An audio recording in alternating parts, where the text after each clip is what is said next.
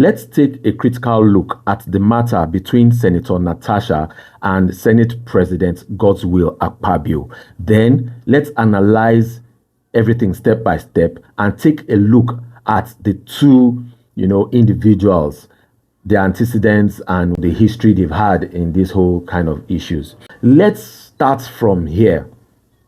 The two people involved, that's Senator Natasha and Senate President Godswill Akpabio, have history in this particular kind of situation. They both have history. For Senator Akpabio, there's one lady, I can't recall her name right now. I think she's the DG, or she was the DG also of NDDC, or she was related to NDDC or something like that. She came out, I saw the video, it's all over. She came out and said that when she was, there in office at that time, that the Senate president harassed her and she slapped him. That was what she claimed. That was what she alleged. That's out there on social media. The videos are there. You can go and check for them. Then again, on Senator Natasha's side, in the past, she has accused people of harassing her and things like that, like Reno Mokri and one other person or so. And Reno Mokri came out to debunk that. She said it happened during one event, a visit of one visit from one world leader or something. And at that event or around that time, that was when Reno Mokri harassed her. But Senator Mokri proved that he wasn't even in Nigeria when that event happened. So she took down the post and she killed that and all that. So let's be clear. Both of them, Senate President Godswill Akpabio and Senator Natasha, they both have history in these two situations. So now, what should we look at? Now, it means Senator allegedly, or probably, it means Senator Godswill Akpabio, Senate President Godswill Akpabio, is capable of, wooing her, knowing that she's the wife of his friend or his family friend or something. He's capable of it. If we take into consideration what has happened, what we know that's, going around with that other lady from NDDC. And also, if we look at Senator Natasha, we'll also see that it's also possible she's capable of lying and trying to implicate somebody she does not like with harassment, just like she did with Reno Mokri and the other person. So let's put this as foundation. So now, if we know these facts with these two people, then how can we determine who is lying or not, or who is saying the truth? Then we'll have to look at all the evidences on ground. So let's start from there. From Senator Natasha's, testimony or statement she gave on Arise TV, she said a lot of things, but let's take it from here. From the part I would say she didn't take a right step was lying or not being truthful to her husband. When, after she claimed that Senate President Akpabio, prepositioned her to that maybe one day they will come and have a nice time in the house, then when they were going home, the husband asked her what they were saying, and she said nothing. She said she covered it up and stuff. She didn't, open up to him. Then when they got to the hotel again, he was sensing something, I guess, and he held her while they were lying down and still asked that, honey, you can tell me anything. What did the Senate President tell you? And she still went ahead to, lie to him and said nothing, that it's a minute or hours to her birthday, and that she wouldn't, want anything to, that nothing happened. She killed it the second time. Then she said her husband now, instructed or banned her from traveling abroad alone, and also told her not to go to the Senate President's guest house, where she said senators go to get approval for different things and stuff like that. So, meaning the husband was suspecting or suspected something. Even as she did not open up to him, he suspected something, and he, told her that to just, be on the safe side and stuff like that. So that is one. Then secondly, when, in the house, when he was stepping down her motions and stuff for Ajakuta and stuff like that. She said after the third time, she still went to the Senate president's office to plead with him. Why is he not taking her motions and stuff like that? And he, still made advances towards her. That, if she makes him happy, things will go well for her, blah, blah, blah.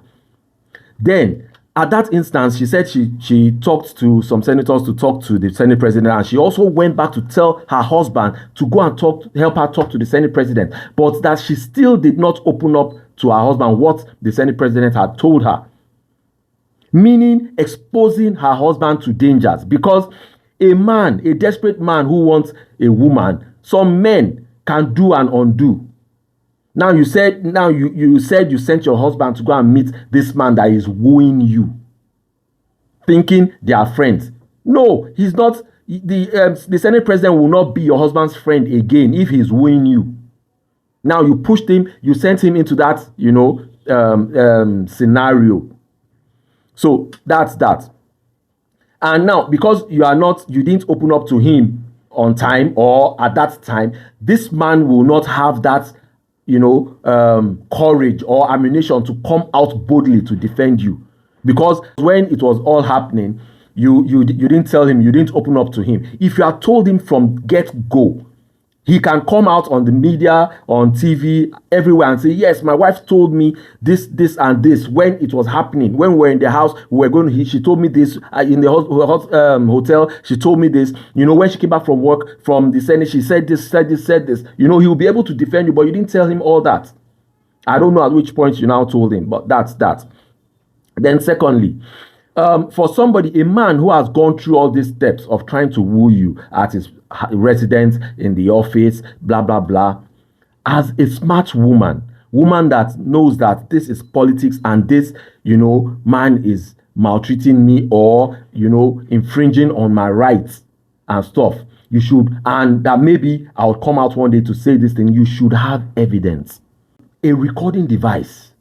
You go there another time, fully prepared, because you know that if you are alone with this man, a man that wants to get you will try as much as possible to get you.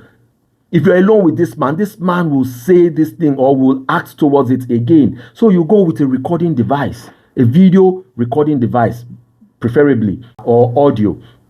Then you ask him for the same thing. Senate president, please, this, my motion, this, that. Why won't you take it? Or you go there to tell him something else. He will bring the issue up again and you will have him on camera. Then this debate on, he said this to me, she didn't say this, he's harassing me, will not happen. Or his wife defending him. Or because we've seen senators, the Deputy Chief Whip, and now the Senate Committee Chairman on Ethics, Privileges, and Public Petitions coming to defend the Senate President and all that. Then the wife of the Senate President. Then I saw one statement from, I think, Senator Natasha's husband. I don't know if it's real or forged, but I saw it online where he was, talking about respect for his wife and this and that, different things, So a lot of people are now being dragged into this, and we are seeing people from the senator's side, women from his hometown, coming to to protest or march in his defense. People now, I've seen one video today again where people in Abuja are coming to protest or march in Natasha's defense and stuff like that. So now, in law, because it's your word against mine, it's Natasha's word against Senate President Godswill Akpabio's words. As we all know, I'm not a lawyer, but as we all know, he who alleges must prove that what I am alleging is true. Now, you don't have this evidence, because if you have this evidence, you would have seen it online or stuff like that. But if you can't go to court and just say what you said. We saw what happened with Timi Dakolo's wife when she accused their pastor, the Koza pastor, of not even harassment, of what happened. The court threw it out. They even asked her to pay for damages or something like that, because there was no evidence. Now it's your word against his. If you have any evidence, like they did to that Honorable Farouk, where they recorded, where they gave him money and stuff like that, man, no too much talks. He will resign. No too much talks. So if you don't have evidence to back all this talk up, then I would say that respectfully, you were not smart in playing this game. You didn't really behave like that, smart, strong woman that we all see you as. If you just come with words like this, nobody will take, especially people who think, correctly, won't take, all your words and hold them to anything. As you allege, you are the one that would bring proof. You can't bring just words and expect people to, take those your words hook, line, and sinker and now hang the Senate president. It does not work that way. He has reputation too, and you have yours and all that. And also, I can't also rule the thing out because he also has history. But since it's on the balance, he has history of doing something like that allegedly, whereas that woman claimed that she slapped him one time. Allegedly, he has history, and you too, you also have history allegedly with Reno and all that. It's now in the balance. Then you need something to tilt that balance to your side, like evidence. So that's my take. Till I come your way next time, please like, share, follow, and do drop your comments. Doing all this will definitely help make the channel grow. See you all next time. Bye bye. Silva Squad channel.